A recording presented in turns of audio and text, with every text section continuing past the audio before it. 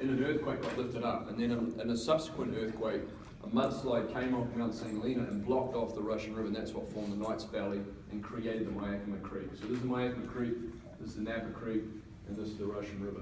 Of course, the Russian River used to flow into San Francisco Bay, but when the earthquake happened and Carneros got lifted up, and the mudslide came off, and that's why the Russian River now flows out through the Russian River Valley.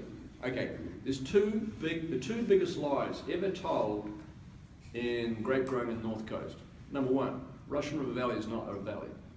We need about another 30 million years. That's a good marketing story. The second crock of shit is Napa Valley is fantastic. Because about a third of Napa Valley should not even be planted. And I'll tell you a story. We did the due diligence on a very famous winery, and I go out. This is when the early days of Constellation, and I went out with the winemaker. His name was Larry Levine. Anyone know Larry Levine? Good. All right.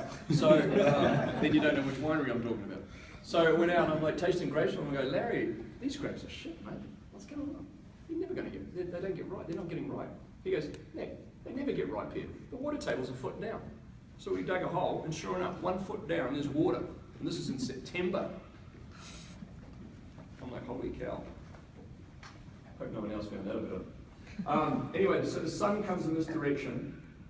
The problem here, these east-facing slopes that I love so much, are over 15% slope, because of course, you know, we have a lot of tree huggers in California, we can't plant that. So everyone plants here, which is west-facing. You know, so it's afternoon sun, so these things are getting fried. So there are 4 of these little knolls in the Alexander Valley, and Catherine comes from right here. I just wanted, this has been a new aha for me in the last year. And I don't know what you guys think about it, but when you go to Bordeaux, why is it that when you go to Haut-Brion or Margaux, even Petrus, are flat? They're flat vineyards. And when we go to Burgundy, they're on hillsides. Okay? You bear that in mind? Then we go to Napa. Is it hillside? Oh yeah, it's 600 feet. What? Why are we growing grapes like that? Because when you've got Cabernet without water, because Cabernet has to hang a lot longer than Pinot and Chardonnay, we get all this massive dehydration. And so we get these berries here, Howell Mountain, Mountain Vita, Spring Mountain, Diamond Mountain, Mount Vita, Spring Mountain, and what am I forgetting? Vita, Spring, Diamond, Atlas Peak, and Howell. These are the most exposed sites we've got in the whole of the North Coast. And when you expose it, and you have a berry, and you dehydrate it 10%, which is nothing, all you're doing is you're concentrating tannin, acid, and sugar. When it comes to fermenting, and I alluded this to a little bit at the beginning, if you ferment something, the Brix does that during the ferment. Okay? The alcohol does this. As the sugar goes down, the alcohol comes up. Makes sense, right? We call, in the wine industry, if it's less than 2 grams per litre, it's dry. Because what you have left is fructose. You don't say fructose, you say fructose.